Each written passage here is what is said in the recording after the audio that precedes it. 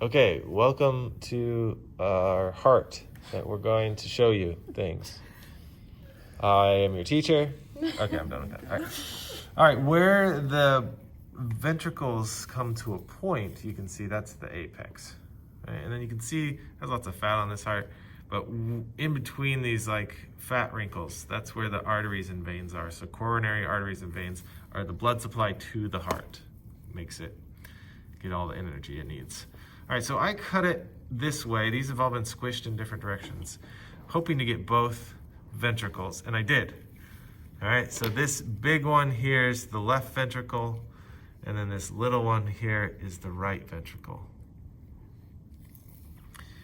And you can see then the interventricular septum, which separates the two. You can see chordae tendineae, which are connecting to this valve here, and they all then connect to the papillary muscle. There's a big papillary muscle right here. And so when this contracts, it pulls on those chordae tendineae, and opens the valve. All the other muscle in here then is trabeculae carneae. And the whole thing is lined by the endocardium. The muscle is the myocardium, and then the outer layer is the epicardium or the visceral pericardium. And then there's a parietal pericardium, but that's been taken off, so we can't see that. All right, so from here we can follow, all right, this is coming from someplace. In fact, it's coming from right here. All right, that's the, if this is the left ventricle, this is the left atrium, and then the flappy part there is the left auricle.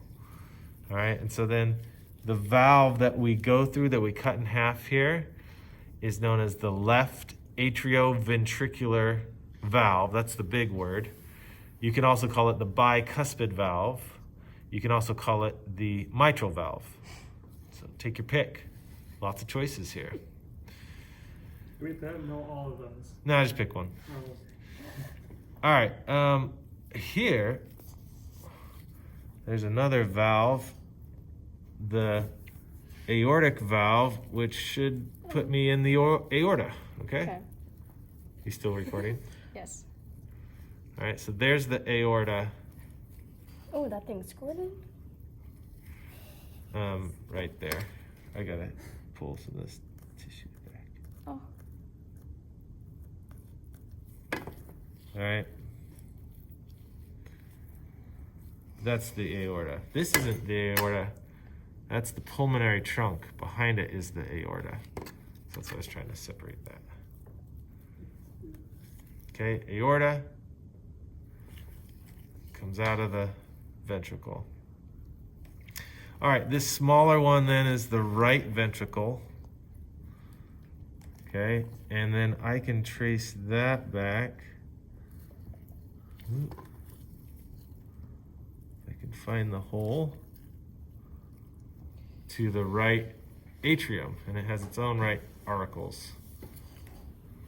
And then I should be able to, from there,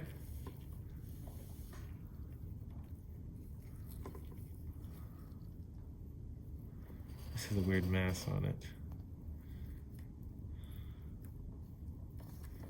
I'm looking for holes. Which one? Oh, that's the, yeah, here we go. Woo woo. All right, so that's that big one that we were looking at before. Oh, okay. Going into the right ventricle, that's the pulmonary trunk. So it's actually going to the lungs. Pulmonary trunk, aorta behind it. That's coming from the right ventricle. All right, so then the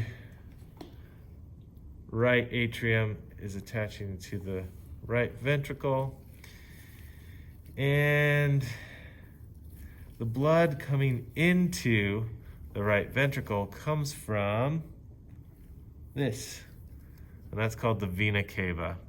Now we only have one opening, but if you extended this out, you would have one coming from below, that would be the caudal vena cava, and one coming from above, cranial vena cava.